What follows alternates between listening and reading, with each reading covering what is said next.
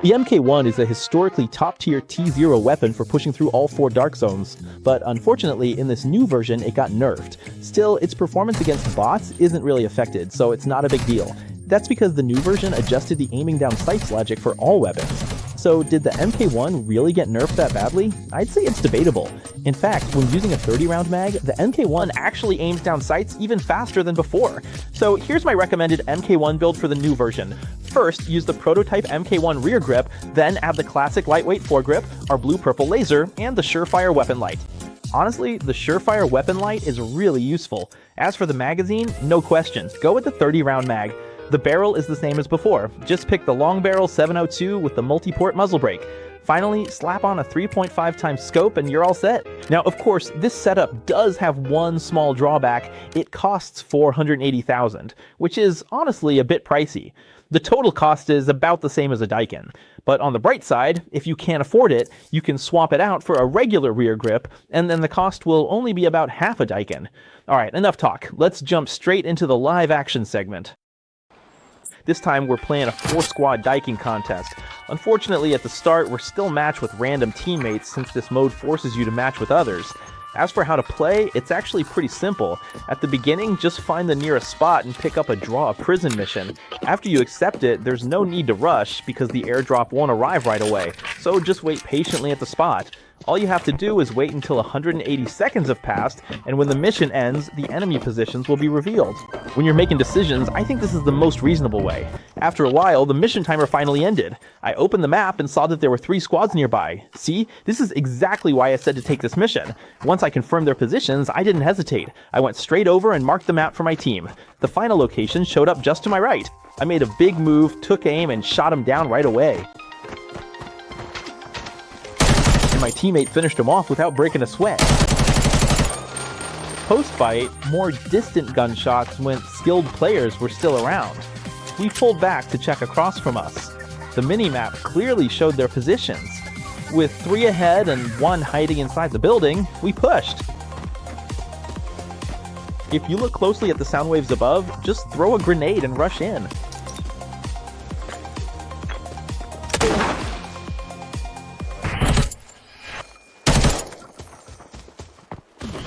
Sending this loot bag off. That first batch was just junk, an AN-94 and a Mosin, but inside there was an MDR with a 6x scope.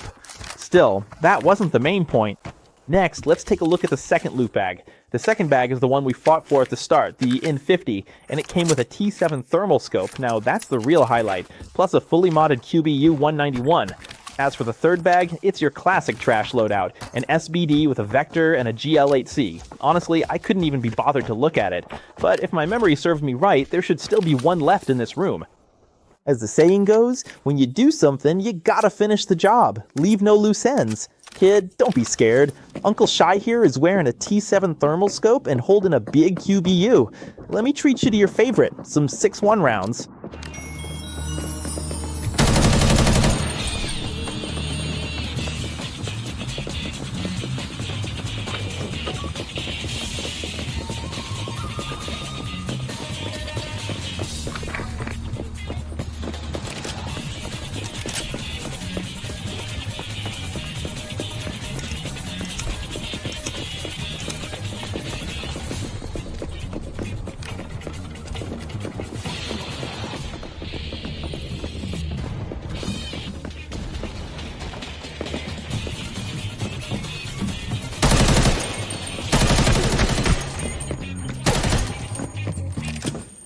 Well, damn, kid, you sure can run. It wasn't until I opened his loot box that I realized why he was so fast. Turns out, all he had on him was a sniper rifle and a G18. With just those, I really didn't stand a chance. After picking up the loot, I opened the map to take a look. Turns out, this round's airdrop landed, well damn, it dropped all the way in the bottom left corner of the map. It's like they want me to reenact the Normandy landings or something. But hey, don't worry, I'll figure something out. So, what's the streamer's plan? Oh, it's simple. Just head straight over there, and if I see someone, I'll just shoot. What if I can't win the fight?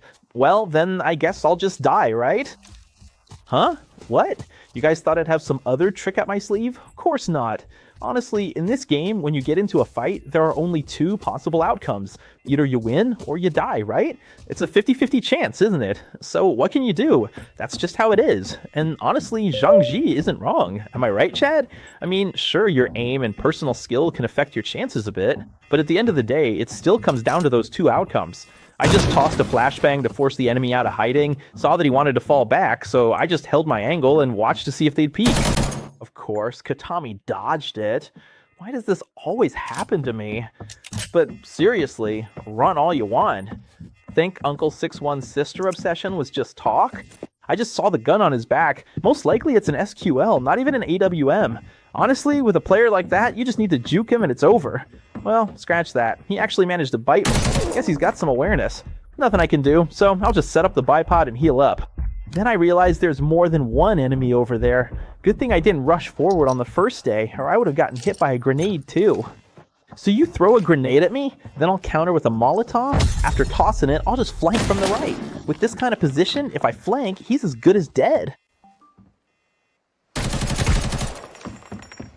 Hey bro, what are you doing? You're still hanging around there? Turns out he's got another teammate, probably hiding below. Damn, they really know how to hide. But with this kind of position, there's not much else to say. Just throw a Molotov to force him out of position. That's all there is to it. Toss one Molotov. Oh, didn't hit him. Then throw another. How could that one miss too? That's a bit awkward. Throw another. Accidentally hit the railing, but it's fine. I've still got a frag grenade. Looks like the frag probably rolled down. But it doesn't seem like that hit either, so there's nothing more to say. Just go for a big push. Easily took down those two little goofballs, and I noticed there are actually quite a few loot boxes around here, so chances are they fought one or two squads in this area. That means this airdrop should be safe to loot. Now, here's the question. At this very moment, who poses the biggest threat to me? Well, obviously it's my teammates, because when my teammates saw me getting kills over here, they followed the scent and came running, probably hoping to grab this big golden airdrop. But luckily, your buddy Zhang had a trick up his sleeve. Because this time I saved 2 stun grenades. But still, I need to check the usual spots, just to make sure no one's ahead. If it's clear, I'll hurry back and guard the airdrop. Take a close look at the minimap. My teammates are about to show up. Luckily for me, they were busy looting my previous kills, so they couldn't get here right away. But even at this distance, it's still a bit risky, so I quickly set up some defenses to keep them from coming over. One grenade isn't safe enough, so I'll throw another one. Now it's safe. The big loot is all mine.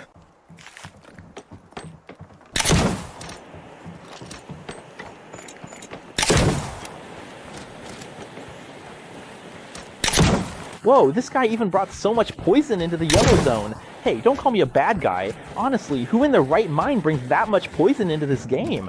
What decent player brings so much poison into the Valley map? It's obvious he just came here to mess with his teammates. He's probably stolen loot in airdrops more than a few times. But this guy got unlucky today because this streamer was prepared ahead of time.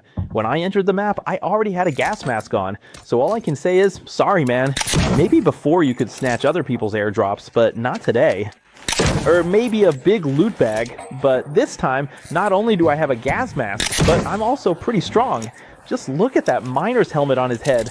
I don't even need to save it as evidence. Everyone already knows what kind of player this is. Right now, he's still trying hard to block me. It's not that it doesn't affect me, but I just glanced at the durability of my gas mask. I laughed and said, guys, anyone with 7 poison grenades is up to something. I went to loot the bag, but my teammate beat me to it. Typical, right? Just showed up uninvited. In 4-man squads, random teammates are just a risk we take. And don't ask why I won't share the big loot. Why should I? I killed all these people myself. What else did they do besides loot the bags? The stuff from the people I took out earlier probably got split up by them too. They're like a swarm of locusts, and now they want to get stuff from me? You must be dreaming. In the end, I managed to grab 200 rounds of AX-50 ammo off this guy on my way out. All I can say is, this haul was pretty damn juicy. Then the streamer put his big brain to work and pulled off a little bag swap, easily racking up loot worth 3.5 million. Honestly, if you want to win the big loot war, you gotta use the Syscon strategy. I'm telling you, Syscon has become king in the big loot game. Anyone in the chat get what I mean? In the end, even though I made a fat escape this round, there's no way I could even spend all that 3.5 million. Oh, and by the way, this is the one and only Jiangxi-chan. If you like my content, please make sure to hit the triple combo and follow me. If you want to support the streamer, you're also welcome to bind me in the comments below. Alright, see you next time. Don't miss it. Bye-bye.